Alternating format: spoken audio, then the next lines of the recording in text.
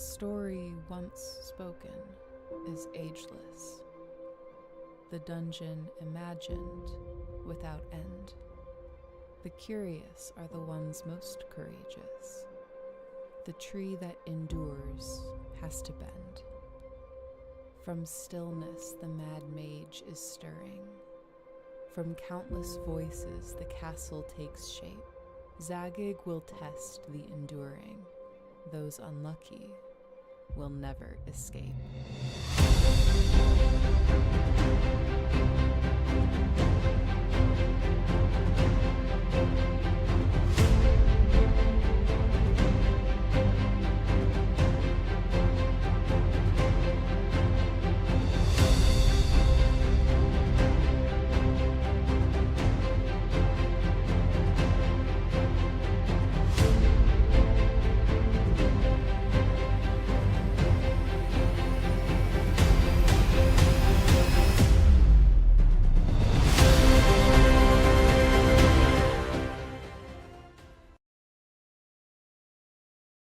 Your repurposed freighter drifts through space. As you stare out at the star-flecked void, another ship comes in. Wait, is this sci-fi? I thought we agreed on a World War II campaign. Oh, did we? That's cool. I can pivot. The smell of smoke curdles in your nostrils. Hold up, I thought we were prepping for a zombie apocalypse campaign. Alright, here's what we're doing. It's the year 3700. Humanity's elite fled to other planets long ago, taking with them all forms of advanced technology. Earth survivors scrape by with historic tools as weird phenomena plague abandoned nuclear sites. Witnesses report seeing glowing lights and the dead rising from their graves. And amidst the chaos, three strangers will meet in a dim bar. A veteran zombie slayer, a disgraced general out for revenge, and a space mercenary sent to investigate the power plants. Now describe your characters. How did you do that? I have the right tool.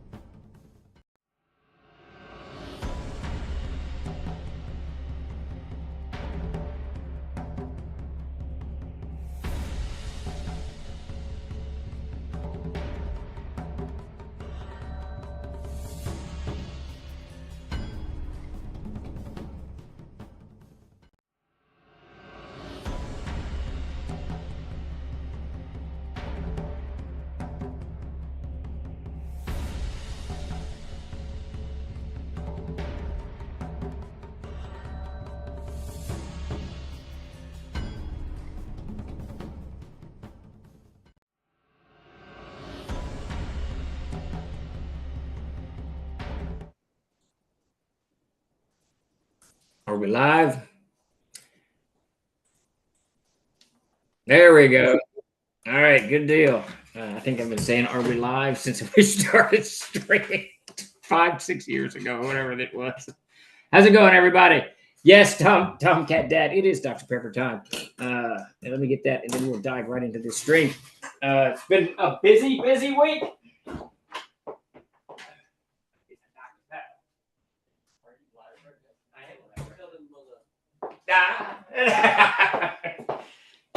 Dakota's still in the mailroom packing away. Where they're at. Thank you for the Dr. Pepper. Today is January 14th, 2025, and this is Ask Me Anything. This week has been the longest year ever. I tell you what, it's been a year, and we're only 14 days into it. The madness in California is just sad on all levels. It's just sad. Wasn't just one bookshelf behind Steve? I have two now, Malaki. I have two bookshelves. These are those that it took them, I don't know, 6 months to make them, or 4 months, or whatever the hell it was, out of Fort Smith, Arkansas. All locally made. And I sat itching for them for a while. And now I want to get something to replace this cabinet here that will hold my record player a little better. You say that, no more dog, Tomcat, but the dog is over here. You can't see the chair, but Red is sitting here looking at me and like, why are you still sitting here, you idiot? I definitely need more, but they're in the other room, Peter. Always in the other room. So this is our weekly Ask Me Anything. If you have any questions for me about Kickstarters we're doing, or products we're releasing, or what's going on around here, or industry-wise, we have some pretty big news drop today with Diamond Comics. It looks like is declared Chapter 11 and is selling off bits and pieces of its, not its core. I'm pretty sure they're going to still distributing comic books, but like Alliance Game Distribution, they're looking at selling that and some of the other pieces of the company. So it's pretty big news today. I had a chance to read the press release, but we'll see how that unfolds. I think there's going to be a lot of shaking out in the next year or so as we kind of recover from whatever we've been going through. Why is your alien? I don't know. Why is that turned off? That's why the day felt so off. It's because my alien was not lit up. I always come in first thing in the morning. I turn on my alien, but I failed to do that. Yeah, Diamond. We were carried by Diamond years ago when we first started. I think they picked us up in 2000 or 2001. Honestly, I can't remember. And we stuck with them for a couple of years, but I was never particularly happy with Diamond. They are primarily a comic book distributor, and comic book sales, of course, have been declining for years and years and years.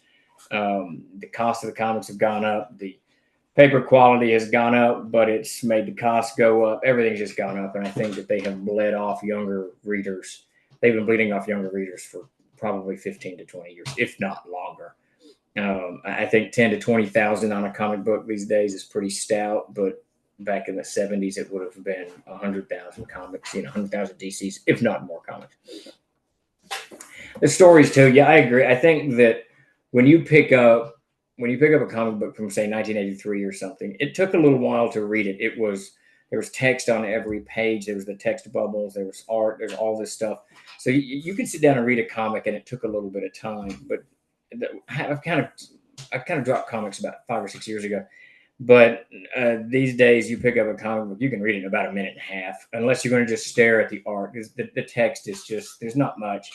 And the stories, I don't know, I haven't really paid much attention to them, like I said, in the last few years. But comics have been, it's a hard slog. And I think it's one of those things that producers have to decide, do they risk dropping the idea of quality and the price, or do they just keep kind of ramping this stuff up, charging more and losing more and more customers? And I think also they haven't worked really hard to appeal to younger people, which is odd because the internet is really built for that, to get a younger crowd in there, make some really cool stuff. I mean, anime, manga, I guess, is all over the internet. So I don't know. There's probably a whole bunch of reasons that comic books have suffered, and that has brought Diamond into question. And Diamond is now, cutting off those portions of the company that they don't think that they can maintain. Yeah, the slow death of Death Angel Channel. Yeah, it's been a slow death. They really, it's been years coming, and we will see. We will see. I tried again in 2010s, but everything required me to read every book because of constant crossovers. Yeah, the crossovers, I think, killed a huge.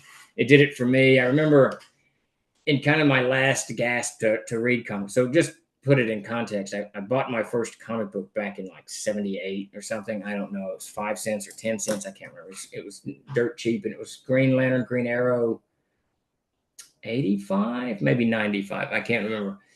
That was the first comic book I ever bought.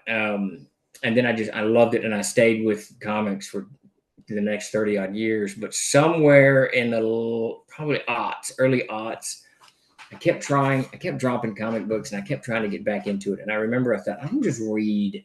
I'm going to just go to the classic stuff, and I'm going to read Action Comics. And I bought Action Comics, started reading it, and of course, there's 6 or 5 Superman titles. There's The Adventures of Superman, Man of Steel. I don't know what I know. But they were all tied together, so you had to get each of those comic books to keep up with the story and Action comic books. And I was like, I'm not doing that. And so many of them were doing that it was an issue. Yeah, so I think Diamond's demise is not, and it's not dead yet. Of course, Chapter 11 doesn't mean they're gone. It just means they're reorganizing their debt and their structures and all that stuff. So we'll see if they come out of it stronger. Hopefully they do. I would love to see a renaissance in the comic book industry. I think comic books is a fantastic art form. I think it's a fantastic way of telling stories. I just think it's kind of, it's died off.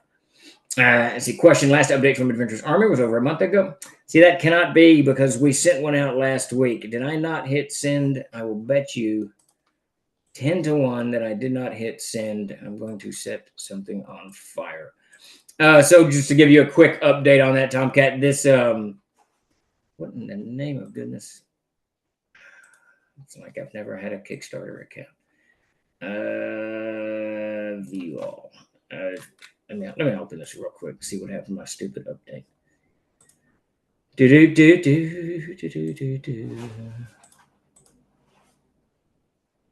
Yep, there it is, unsent.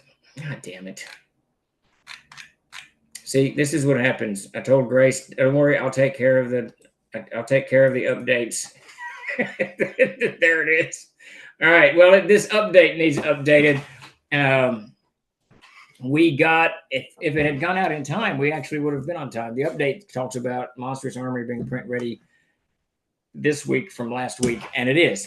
Peter dropped it on my desk today. I haven't had a chance to go through it. I think the only thing left in the Monstrous Armory is the Knolls. I think that's it, and then we're done. The Knoll pictures, and Mel is on an airplane at the moment, so as soon as she lands and gets her bearings back in the States, she's been in Ireland, I think that we'll get the Knolls. She's already done them. She just didn't send them to me, or she sent them to me and I lost them, or some such.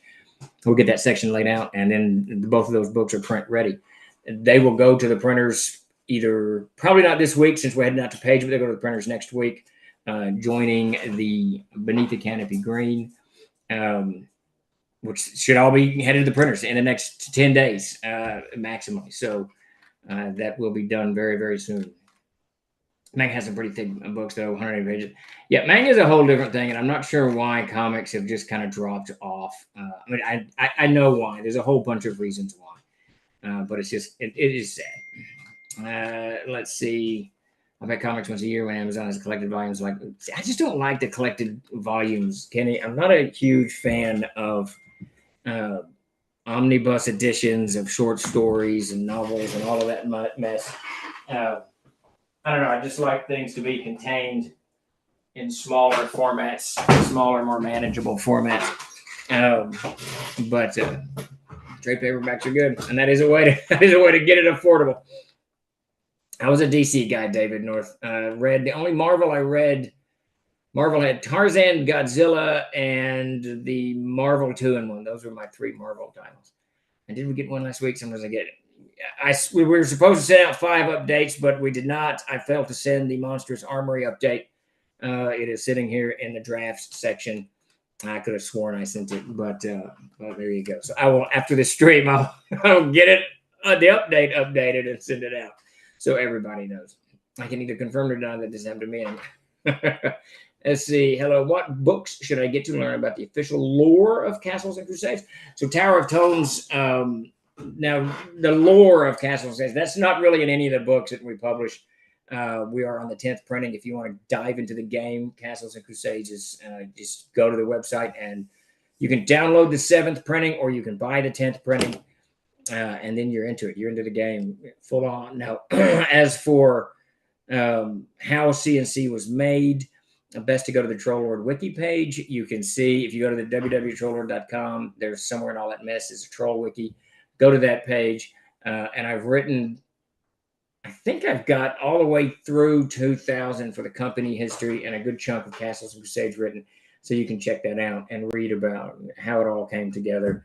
Now, I will continue to flesh that out as time permits. As stories come to me and I pop them in there. Oh, yeah, this happened back in 04 or 05 or whatever. But yeah, that's the easiest and quickest way. Now, with Castle and Crusades is the world of Erd, and there's a mountain of lore on that. There's fiction and in the Codex of Erd and the Ending, all kinds of stuff on the world of Erd. And the puppy, little Zach, the puppy is red. That is the last surviving of my hounds, and he doesn't really like it down here very much. I don't know. Blue used to lay in the chair over here all the time and spend his days sleeping there, but Red, he goes and lays down on the back porch, and I don't know what the hell the dog's doing. He's doing whatever dogs do when they go outside. I like graphic novels pretty well, Wolf. They're pretty good. Let's see, not Conan. So Conan, Malaki Davis read Conan. So now I would read the Conans, but not that much. I read some of them. When I was a kid, I wasn't that interested in Conan. I was a Tarzan guy. So I read the Tarzan books by Burroughs, the comic books, all of that stuff. I would occasionally pick up Davis's Conans and read them. Conan 76, I think, is my favorite of all of them, when Conan's on a hawk flying through the air or something like that. It's cool stuff. Steve needs a minute to follow him around and make sure he does things. I need something. I'm beginning to slip just a little bit. Naturally, Stephen was a DC guy. He needs a pepper pots. There you go. That's what I need. That's not one of Dakota's jobs. Dakota is so buried in shipping these days that I almost sent him home today. I told him go home, but he refused because he's getting just beat down by all this craziness. Good deal, Defon. Getting your game going. That's cool. How many players you got? Get 3 or 4 people in there, you can get a great game going. Dr. Pepper Potts, there you go. Steve does things, but there are many things it doesn't do. Yeah, it doesn't happen at once, but we are moving along. We are currently in a massive overhaul of Drive-Thru RPG, our stores over there. Chuck made a great host of new icons to kind of categorize everything. And Davis and I are going through and renumbering via priority. It's checking the prices, checking the covers, and all this kind of mess. I think we have let's see, where are we on all of this? Blah, blah, blah. That's the world building section. That's the fiction section. Back to categories. We've gotten just about everything except world building, and then the C&C Adventures, Castle Keepers, and Players done. Everything, and art history needs to be kind of overhauled. So that is our current focus, is just cleaning all of this mess up. I send reminders to Steve via email, but yeah, emailing me is, I did really good there for a little bit, Sparky. I answered all my emails at the end of the year, and I think through about the 5th or 6th, I stayed on top of answering them, and it's dropped off again. So, so I'll eventually catch back up. He read them, A Wolf Alone. He read them, but he read them roughly. Davis has never been, as demonstrated in last Thursday's stream, he's never been one that bought a book or a comic or any of that stuff and thought, I need to save this for prosperity. Now, he didn't just destroy stuff, but stuff got destroyed because he didn't put it anywhere that it might be safe. If it's on his bedside table, he's going to put his coat down on it. Of course, in those days, we weren't allowed Cokes, but there you go. And Dakota's part of the Troll Fellowship. My backing tape. You did. I had like 10 responses at once. Carrier pigeon might work a little bit better. Yeah, I remember responding to all your emails, Sparky, or maybe I responded to some several times. I can't remember. I try in emails to keep them very subject oriented, so it's one it's one subject at a time. If I get multiple subjects, I start forgetting, all of that's going on. We can do messenger bat or something like that. That'll get the that'll get the information through, or something like that. The real Epi, thank you for resubscribing. Very, very much appreciated. I hope you're doing well down there in Texas. I think you're still down there. I believe you are. I've learned that. I try to keep my emails to you. Yes, focused email is the best.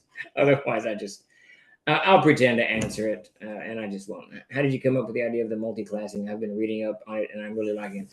So that old man, Death On, that was Mark Sandy's deal. So back in the day when we played AD&D, I was never a huge fan of multi-classing. I always thought that, one, the experience progression was so slow that those people who multi-class, though they had extra skills that they could do, extra things they could do at the table, by the time you had moved 2 or 3 levels on, they had moved maybe 1. So it started creating an imbalance. Like, you got this character who can do multi-purpose character at the table, but they can't take the damage, or they can't hit the monster or whatever, because they don't have the hit dice and all that business. So I was never a huge fan of it. Now, Mark Sandy, back in the day, loved multi-classing. He was a big Rollmaster fan. So he came over from Rollmaster, joined our game, and he wanted to carry that kind of same philosophy that Rollmaster has. That, multiple skills. You can be this type of swordsman, blah blah blah blah blah blah, all the way down. And so when he sat down to design the multi-classing rules, he carried that Rollmaster kind of philosophy over. But having gamed with me for, at that point, well over 15 to 20 years, well over 20 years, he knew that at my table I was not real happy with it. So he tried to kind of merge it where there's faster level progression, and the same skills, but the skills moved a little bit slower. So I think he did a great job. All 3, isn't there? There's 3, right? There's multi-classing, there's class and a half, and there's something else in there that I can't remember there. I swear there's something else in there. I think he did a great job with it. We've actually got his multi-classing for the Adventurer's backpack classes as well. We need to get that out. That's been sitting in the cooler for a very, very long time. That needs to roll out. Let's see. Jack of all trades is a cool concept, but it takes time to bear fruit. Multi-classing, like fine wine. That's actually right, Peter. If you can stick with it, and eventually you gain the levels, then the class becomes quite a bit. But in those days, I was very, very stringent on, obliterating characters with hit dice, armor class, the whole 9 yards. So Mark's characters invariably fell further and further behind the other characters. And I remember distinctly, he was 5th level and they were 8th, average 8th or 9th. And he couldn't keep up. He couldn't take the damage. His characters were getting annihilated all the time. So it was not good. It was not good, because then you have a constantly dying character. And that's... with the dying character, you got to rest. In my table, you had to rest 7 days. On the 8th day, you can start healing. I played day by day, so now you've got a player who's out of action for a little while. It became frustrating after a while. A long-lived race of multi-classing to work. Both humans are going to. Yeah, that actually is an interesting idea. And it's funny you should say that when I read that. It shook loose a thought, because in the Player's Guide to Arid, also out of print that we need to get out, are the racial classes. So you have, if you look at the original Codex of Arid, the one with the orange spine, Matt Golden had written 3 or 4 classes for it, and one was the elf, the high elf, I think it was, and it was an elf class, and a dwarf class, so that you had these elven abilities and these magic abilities and all this other stuff. It was sort of multi-classing, but designed into one class. Those were ported over to the Player's Guide to Arid, which you can only get, I think, on drive-through at the moment, and it has not been updated to Reforged. But yeah, that's an interesting concept. Any thoughts on dual classing? Dual classing, you can have any class, but only one at a time. Each starts at a level 1. You can only chat. That's the other. It's multi-classing, dual classing, and class and a half. I knew there was another one in there. So dual classing is what I did when I wanted to do that. I did that most of the time. But even that became boring for me because when I ran it myself, because if you get and I probably did it wrong. I got my characters high level in one, and then I'd switch to another level, and so you're seventh or eighth level in fighter and first level in rogue or whatever, and it becomes this kind of weird thing, and then the experience gets all weird. How do you award experience? I just think that they're difficult to. I think they're in concept they're badass, but they're difficult to play, and they're difficult to kind of use at the table logically without problems wrapping up. But if you love that type of stuff, you should definitely dive into Mark's rules. He does a fantastic job, I think, in balancing all that mess. He has not been to my table in a couple of years. That's not true. He played last year a couple of times. But when he does, he always plays a multi-classing or dual classing. Class and a half is pretty cool too. Yesterday they had a Dr. Pepper Gollum in the adventure with a gnome ranger named Cashew McNuggets. Cashew McNuggets. There you go. Did you mention near the end of the stream last week that you were considering doing some posters or a poster with a Walton's art? Yes, that is something that Chuck has been advocating for quite a while. Both Walton's, Peter's, and even Zoe's art. Some of the stuff would look fantastic on covers or on posters. Shipping is an issue. We got to get tubes. It creates a whole new side to the shipping department, which we've done before. So it's not impossible to do. But posters would be cool. I think posters would be very, very cool. When it happens, I don't know. I can say that we are about through the woods. We've got all the Reforged, the Amazing Adventure stuff out. We have this last little wave of Reforged books. What is it? The Role Players Vault, Crusader 28, and Beneath the Canopy Green. And then we're kind of free and clear of this backlog. The Armory books are almost or already print ready. And the last one kind of hanging out that's a problem is the Infernum books, which we just brought in a new artist last week. So we've got someone working on that to help Zoe, so that to start picking up as well. Yeah, you're right. Those AA classes, you can make some powerful stuff. Make sure that character has a kid didn't take over 16 years later. Yeah, there you go. You act like you know the guy that works. Let's see, the guy who runs the Patreon is a real jerk. That bastard. I've got the Player's Guide around here somewhere. I need to thumb through it again. Yeah, that's the one with the racial classes. Player's Guide last release 2016. It needs an update, and it's funny. Jeremy and I are talking about what his schedule is today. Jeremy, I had completely forgotten about that Player's Guide to air. I'm going to pull that out because those 5 classes minimally. A lot of that guide has already been, I think, moved on to other. I don't know where mine is. Moved on to other books, but those classes have not, and they need to be brought up to. These all the spells in the back have moved on to the witchamajigger. Half of this book is already out, so we just need to get these classes brought up to speed to the Reforged mode. So let's see. My Thursday night game is teasing me a bit about experience progression. Each week they're getting 400 to 500 a week for monster kills. Oh, great! I'll try not to spin it all in one place. I think they should be on your old games. That's really the way to do it. I know it's tough for modern gamers, and even for me to some degree, but for modern gamers to see such a slow experience points progression. But if you play a campaign for like 3 years or so, and you've made it to 8th level or 5th level or something like that, you've played so many times and so many hours, and every experience points is earned. It becomes like a life well lived, assuming that you have lived.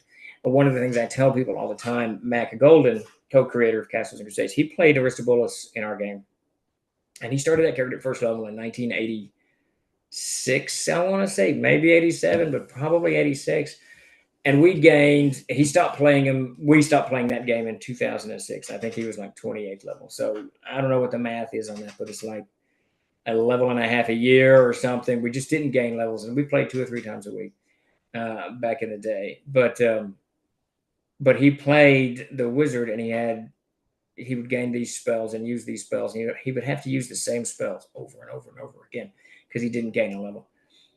by the time he was like 13th level or 14th level, his mastery of those spells was just unfathomable. I mean, he knew all of the spells by heart because he had played them so many times for so many years, and it was very cool. So I think that slow experience points progression, it's difficult to embrace, but I think people should embrace it because it creates.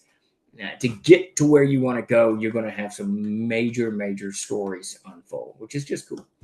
The rogue was killed in the moat house, and the bard decided to take up his mantle, so we broke out the dual class rule. So far, so good, but his progression has slowed a tiny bit. Yeah, that's always the problem with those guys.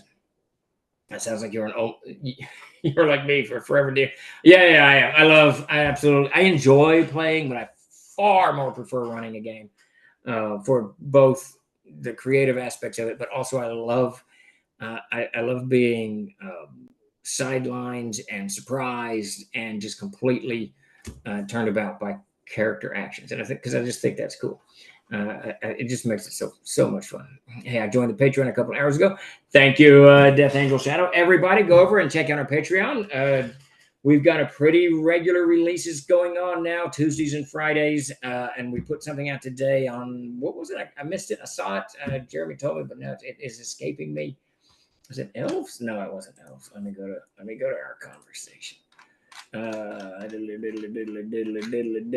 Assassin, the familiar assassin edition. So some of the stuff Jeremy's working on is mystical companions. Book of Familiars became mystical companions, and now it's going to be engineering something. I think I got that title wrong in my notes, Jeremy. And he was working on the assassin, and that is out to look at to see where we are going with these things. Let's see.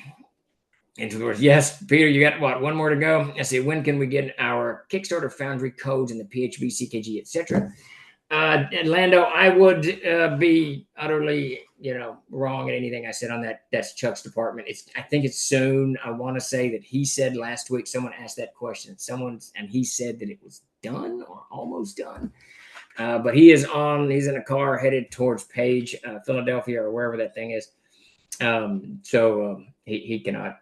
He cannot answer the question. It is what the GM is called in CNC.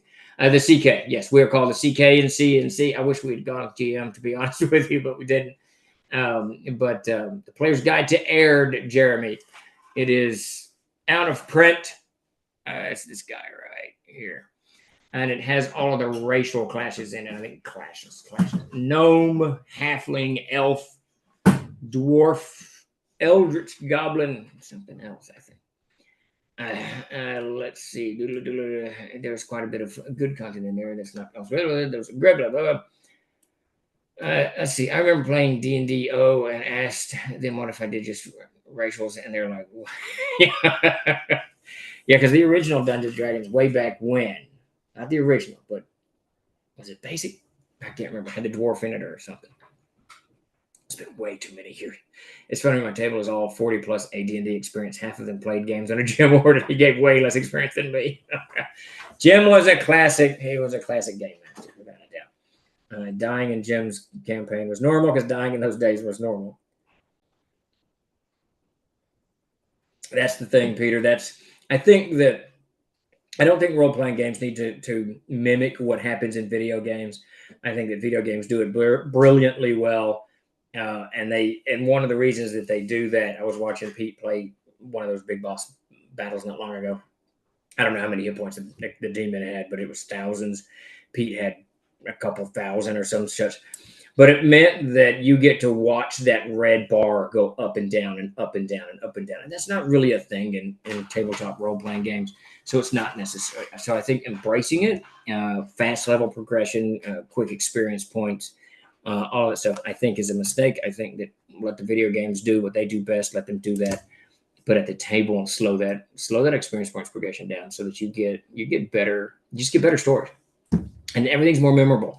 If you work for 4 months and you make second level, that level it means something. It has actual value to it. If you play 2 games and you're 5th level, none of it has any value. You're just adding up experience points at that point. Counterpoint is a short life, and maybe I don't want to track morsels of experience over 15 years. So, Jeremy, it's funny about that because it took us 20-something odd years to get to 20-something level.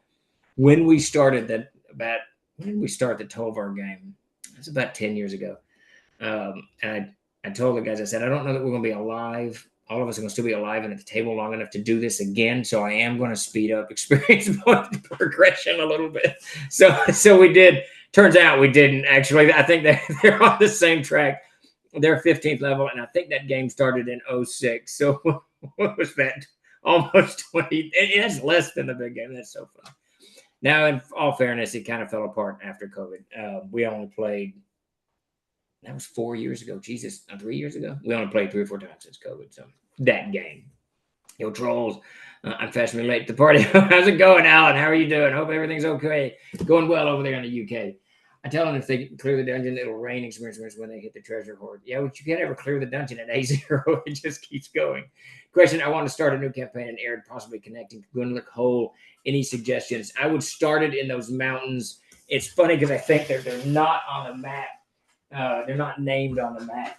But Grunlock Hall is one of my favorite stomping grounds. And these mountains around here, the Unklardik and the Southern Grunlock, that's actually called the Flintlock, I think. And it got cut from the book somehow. I would start it down in there. I love mountain adventures. I would definitely bring weather to the table, Tom. Lots of weather, lots of snow, because that's the danger of it. Stephen, pictures of apes. I got one. I got 2, actually. I'll give them to you.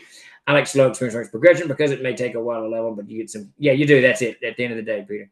Question: Do you do domain play in your home games, or do you prefer to just keep the characters as traveling adventurers? I'm not sure what you mean by domain play. In 3rd edition, domain was what your god represented, a god of war or whatever. So MJ Cook, you'd have to give me a little bit more clarity on that. But generally speaking, I do overland, and it's just traveling adventurers that weed their way into local communities, and through those communities gain power, wealth, prestige, position, stuff like that. If that answers your question. I spent too much time on 5e milestone, and I'm so ready to go back to experience point. Yeah, I'm not. We did the 5e milestones for the 5th edition version of something, Undying War, but I don't like it. Yeah, don't like it. You do experience points for magic items? I do. I do magic items, role playing, and combat. And one of the things that I did to try to speed up experience points progression was I told everyone, look, I'm going to give you magic items, but I want to cycle through them. So get rid of them. Don't just keep all of these magic items, because I hate characters that have like 42 magic items. Drives me nuts. And some of the players did it. Some of the players didn't. Mac would give away his magic items in a heartbeat, knowing full well that as soon as he gave his +1 sword away, he would be able to find another +1 sword, and then he'd get experience points for that. And so Mac figured out it's kind of a racket. Just as soon as you get a magic item, use it a little bit, get rid of it, and Steve's going to give you another one. I get more experience points. Todd, on the other hand, refused. He hates to give up magic items. He becomes kind of attached to it. So he would have like 15. So I just quit doing it because I didn't want to give Todd any more. So it became a whole thing. Hot take: no character should have more than 50 hit points, and no character should have more than 20. I don't even know how to respond to that. I have no idea how to respond. No monster have more than 50. I don't know. Luther's got 125. I don't know idea. He's 25th level. I think at 25th level, if he had 20 experience points or 20 hit points, that would not be good. It's easy to balance quick leveling, drop whites on them. That is very true. Any level draining will destroy it. Mountains have lots of, yes, they do, and they're rough and violent. Rivers, Peach, very violent. Giant apes, winged apes, and ape men. I do not have winged apes. I don't think we have ape men either. Let's see. What is it? Domain is. I saw something on domain. Domain play like in the TSR editions of D&D. Domain play people lay was the term for the companion box setting. I don't. Is now local region. Oh, yeah, then I do that. Definitely do that. We'll start in a region. I ran the one game, the Darkenfold, forever, and we started another one, and it is up in the Tarkeln, and that's where we're running that one now. Started another one over, where was that? Somewhere out east. It wasn't in Alftrag, but it's near Alftrag. So yeah, I do that to some degree, but I don't ever restrict the characters from going anywhere they want to go. And I said parties and backlog, as I forgot about. Yeah, that's always a problem. You'd hate my Jaren Sin character, Steve. He's a thief mage, and he's got a whole gaggle of magic tricks. I don't mind magic tricks, and magic items that are innocuous. That word is now escaping me. But it's if you've got Todd's got a quiver of what's the magic quiver where you can jam all the crap in it. He's got like 10 different spears and swords and crap, and there's always it's like green arrows.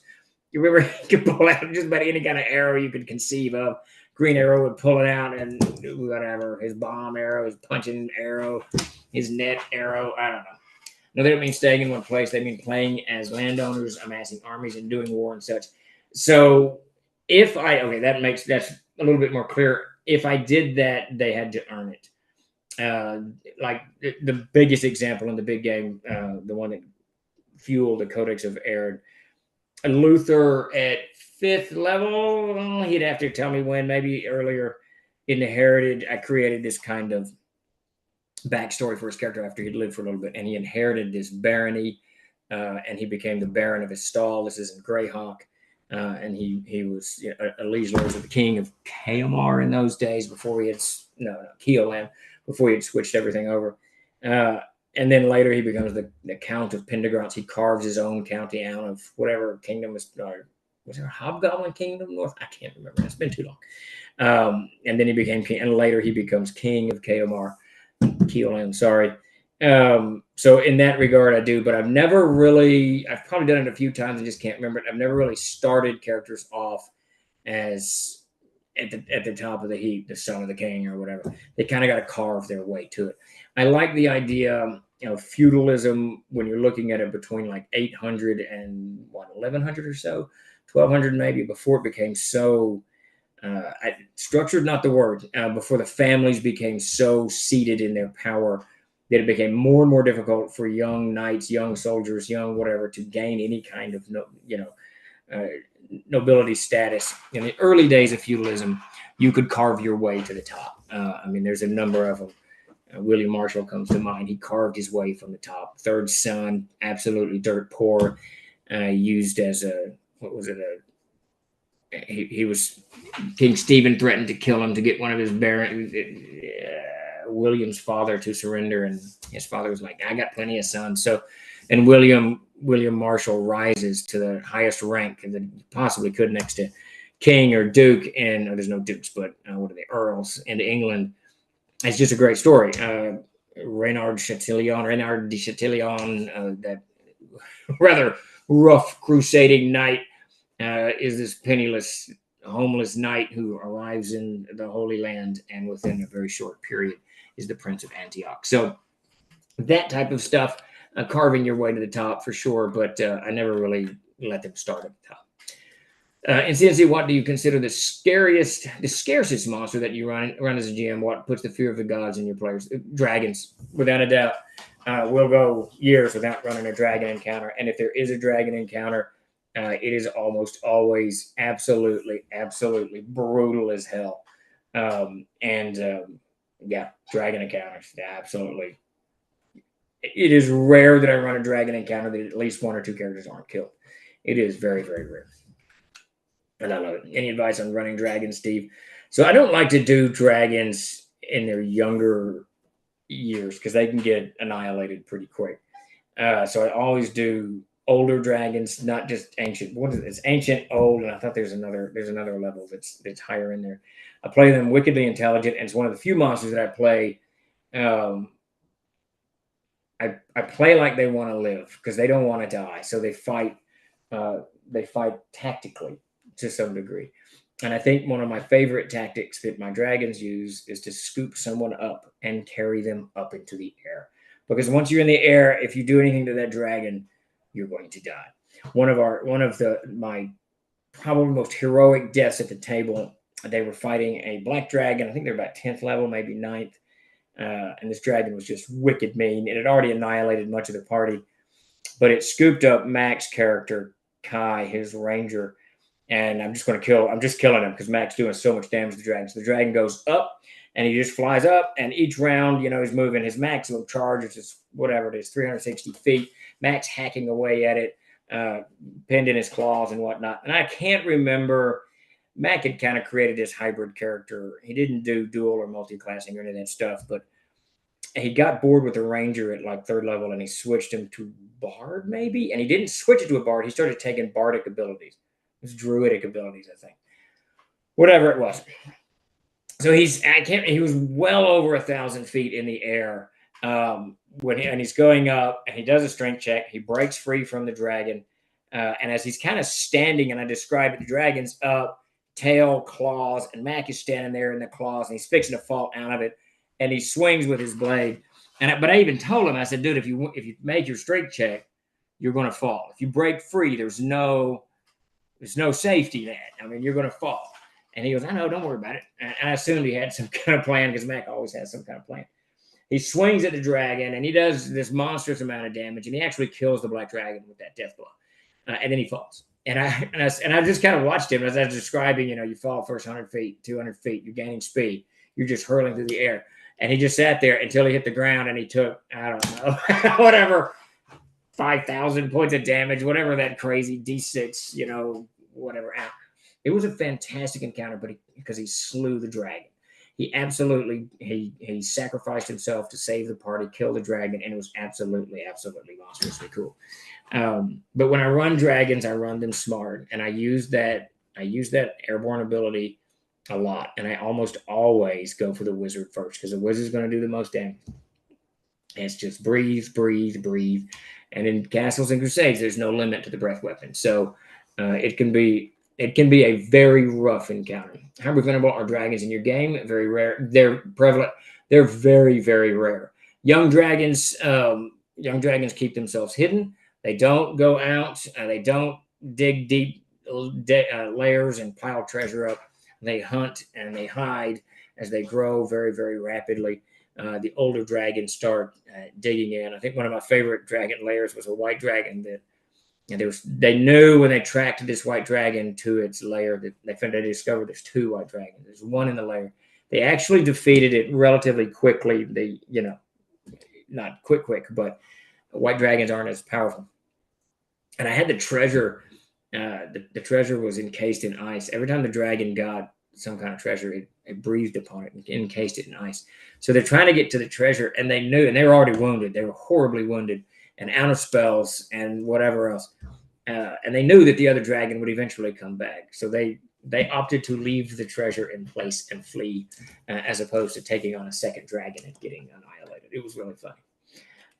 But yeah, they're not prevalent in my game at all. I keep them very, very well. Steven MT says breath weapons can be used as many as 3 times per day, but not more often than once per turn. Oh, interesting. I thought I had cut that out, Jeremy. Someone must have slipped that in there somewhere. We use as many as 3 times a minute. I thought that I play them, so just be warned that in my game there is no limit. There is no limit on the number of breath weapons that dragons can use. I'm gonna have to go back through the additions and see when that was put in there, because that was supposed to have been limitless. We leave that decision up to the castle keeper. They get to decide how many breath weapons these dragons should be rolling in.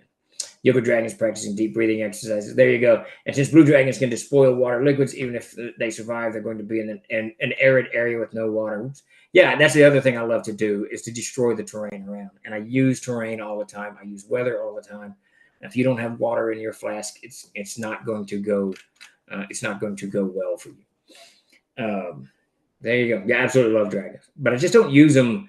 And I think part of the reason, there's 2 reasons I don't use them that often. One, I don't want them to be a common encounter at the table. That's the main reason.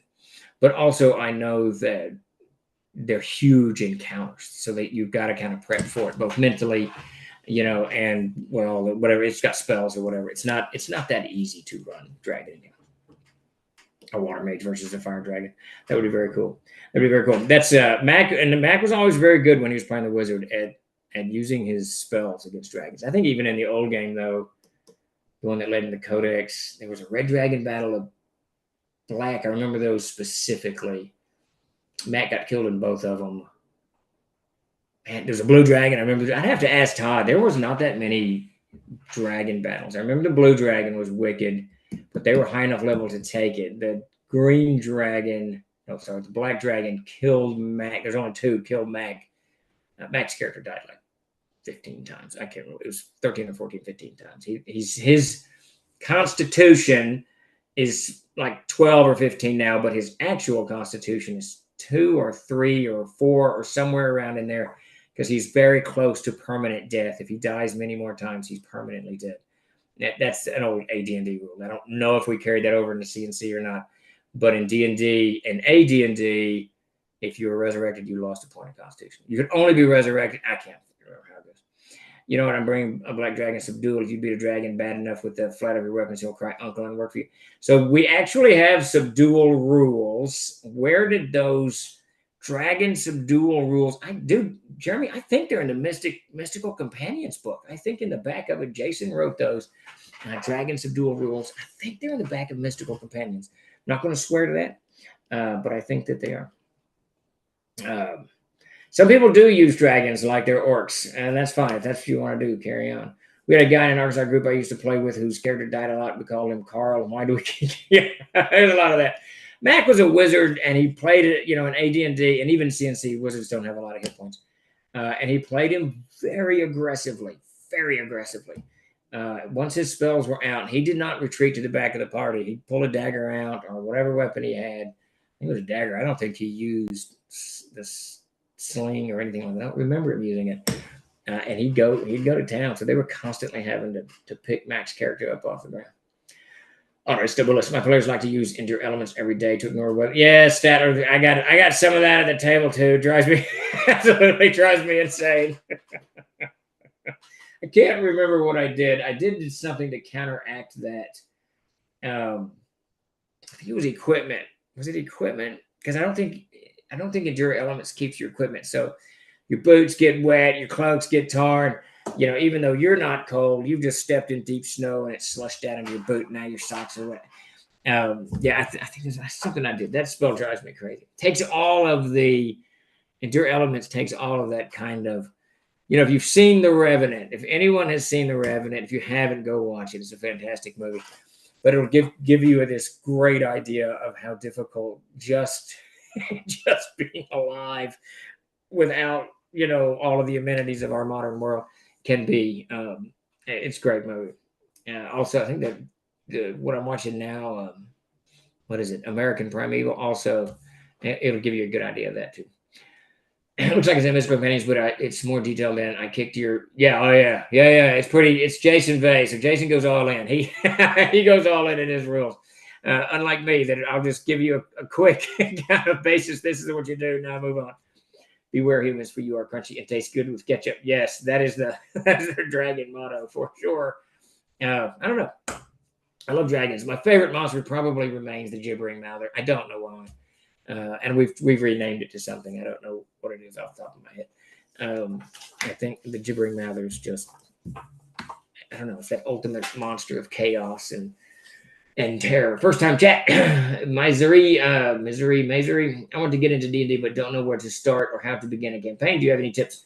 Well, first, I would play Castles and Crusades, not Dungeons and Dragons. CNC is going to be much easier to dive into. You can go to the Trollord website, and I think if you go, I think it's on the front page of the featured product or Vault. You can download the 7th printing of the Player's Handbook for free. We're on the 10th, so it's evolved a little bit from that. The game hasn't, just a little bit of changes. But you can get that book for free and kind of dive into it and learn how to use the Siege engine. But if you're just starting out and you've never played these games, get 2 or 3 people together, sit down. You can watch some live play on YouTube if you want. That's really not necessary. One of you needs to run the game. A few of you are going to play in the game. Just come up with a very, very simple scenario. You guys are in a tavern. Some goblins are attacking the tavern, and just use the rules as presented in the Player's Handbook, and go from there. And that way, if you're not doing a lot of role playing, you're not doing like traps or big themes or any of that stuff, you're going to learn very, very quickly how the combat works, how to describe things. The players are going to learn, oh, wait a minute, I can describe my character, or this is what my character does, or what have you. And then just go at it and let it evolve from there. Get more complicated after, once you've played 5, 6, 10 games, whatever, start adding elements to it to kind of to blow it up from there. There's a lot of live plays out there that you can show you how to do it. But at the end of the day, one of you all needs to run the game. 2 or 3 people, 4 or 5, however many you want to do, need to play in the game. And it's just like playing, soldiers or whatever. You're out there pretending to be knights and wizards and whatnot. Just remember to describe stuff and roll into it. I've been playing this forever and a day. I started in '75, I think. I absolutely love this hobby.